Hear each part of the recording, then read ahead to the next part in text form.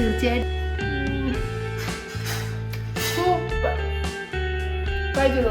Hello കൂട്ടുകാരെ, എല്ലാവർക്കും സുഖമാണോ? അവൻ നമ്മൾ ഇന്ന് കാണാൻ ഒരു കിടക്കാച്ചി ഐറ്റമാണ്. ഞാൻ മാർക്കറ്റിൽ പോയപ്പോൾ പേരൊക്കെ ഇരിക്കുന്നുണ്ട് കേട്ടോ. നല്ല സൂപ്പർ പേരൊക്കെയാണ്. രാവിലെ നമ്മളെ തൊലിയൊക്കെ ചെത്തി ഉപ്പ് മുളകിട്ട് തിന്നാറാണ് പതിവ്. എങ്കിലും ഞാനിന്ന് കാണിക്കുന്ന റെസിപ്പി ഉണ്ടാക്കിയ കപ്പലോട് കിട്ടാം. അപ്പൊ ആദ്യത്തെ സ്റ്റെപ്പ് ഇത് നന്നായിട്ട് കഴുകി തൊലിയൊക്കെ ചെത്തി നമ്മൾ അച്ചാറിടുന്നവർ കറിയെടുക്കാൻ വന്നാണ്. അപ്പൊ നമ്മുടെ ഫസ്റ്റ് സ്റ്റെപ്പ് എന്ന് പറയുന്നത് ഇതിനുവേണ്ടി മസാലക്കൂട്ട് തയ്യാറാക്കണം. അതിനായിട്ട് ഞാൻ കുറച്ച് വെളിച്ചെണ്ണ ഞാൻ പാനിലേക്ക് ഒഴിക്കുന്നുണ്ട്. എന്നിട്ട് നമ്മുടെ ഫസ്റ്റ് സ്റ്റെപ്പ് എന്ന് പറയുന്നത് നമ്മുടെ റെസിപ്പിക്ക് വേണ്ട മസാല തയ്യാറാക്കാനുള്ളതാണ്. അപ്പൊ അതിനുവേണ്ടി ഞാനൊരു ചെറിയൊരു സ്പൂൺ കുരുമുളക് ആഡ് ചെയ്യുന്നുണ്ട്, ചെറിയൊരു എരിക്ക് വേണ്ടിയാണ്. എന്നിട്ട് കുറച്ച് നമ്മുടെ പെരുംജീരകം, അതും ഒരുപാട് വേണ്ട, കുറച്ച് മതി. എന്നിട്ട് നമ്മുടെ പച്ചമുളക് നമുക്ക് ജസ്റ്റ് നമുക്ക് നന്നായിട്ടൊന്ന് ചൂടാക്കി എടുക്കണേ. ചൂടാക്കി എടുത്തിട്ട് പൊടിക്കണം, മിക്സിയിലിട്ട് നമ്മൾ പൊടിച്ചെടുക്കണം. അതാണ് നമ്മുടെ മസാലക്കൂട്ട് എന്ന് പറയുന്നത്, ചെറിയൊരു മസാലക്കൂട്ട്. ഒറ്റ സെക്കൻഡ് മാത്രം മതി. നമ്മുടെ കുരുമുളകും പച്ചമുളകും ഒക്കെ നന്നായിട്ട് വറുത്തിട്ടുണ്ട്. നമുക്കിത് മിക്സിയുടെ ജാറിലിട്ടിട്ട് ഒന്ന് പൊടിച്ചെടുക്കണേ. നമ്മുടെ പേരയ്ക്ക് ഇതാണ്ട് ഇതുപോലെ അച്ചാറിട്ട പോലെ നമ്മൾ അരിഞ്ഞു വെച്ചിട്ടുണ്ട്. ഇനി ഇതിൻ്റെ അകത്തോട്ട് ഇതാണ്ട് ഇതുപോലെ കുനുകുന അരിഞ്ഞ വലിയൊരു സവാള തട്ടിയിട്ട് കൊടുക്കുക. എന്നിട്ട് നമുക്ക് ഇതിനകത്തോട്ട് പച്ചമുളക് ഒന്നോ രണ്ടോ നമ്മുടെ ഇഷ്ടത്തിന് എരിക്കനുസരിച്ച് എടുക്കാം. എന്നിട്ട് നിങ്ങൾക്ക് മല്ലിയിലയോ അല്ലെന്നുണ്ടെങ്കിൽ കരിവേപ്പില ആഡ് ചെയ്യാം. ഞാനിപ്പോൾ ഇവിടെ കരിവേപ്പിലയാണ് ആഡ് ചെയ്യുന്നത്. എന്നിട്ട് കാശ്മീരി മുളക് ആഡ് ചെയ്ത് കൊടുക്കാം. എന്നിട്ട് പാകത്തിനുള്ള ഉപ്പും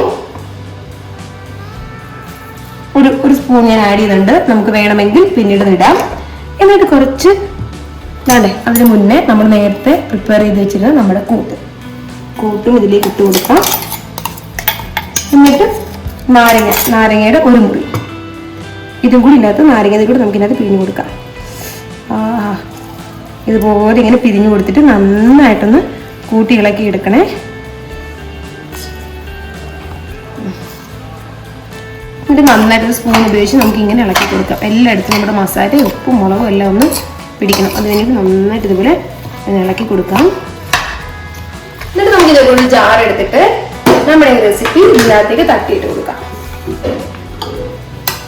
എന്തിനാന്ന് വെച്ചാൽ നന്നായിട്ടൊന്ന് മിക്സ് ചെയ്യാൻ വേണ്ടിയാണ്. ഞാൻ കാണിച്ചു തരാം എങ്ങനെയാണെന്നുള്ളത്.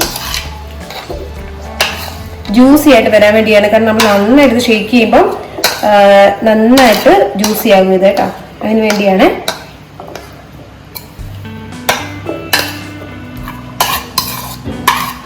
ഇത് കണ്ടോ, ഇതുപോലെ ഇങ്ങനെ എടുത്തിട്ട് നന്നായിട്ട് കുറുക്കി കൊടുക്കണേ.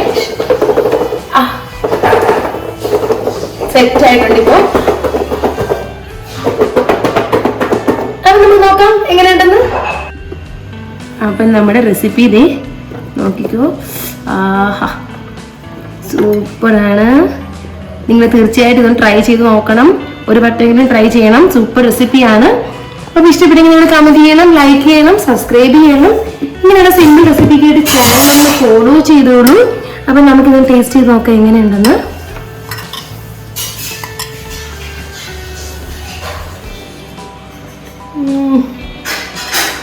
സൂപ്പർ, ട്രൈ ചെയ്തോളൂ കേട്ടോ, ഉറപ്പായിട്ടും. അപ്പൊ നമുക്ക് നാളെ പുതിയ റെസിപ്പി കാണാം.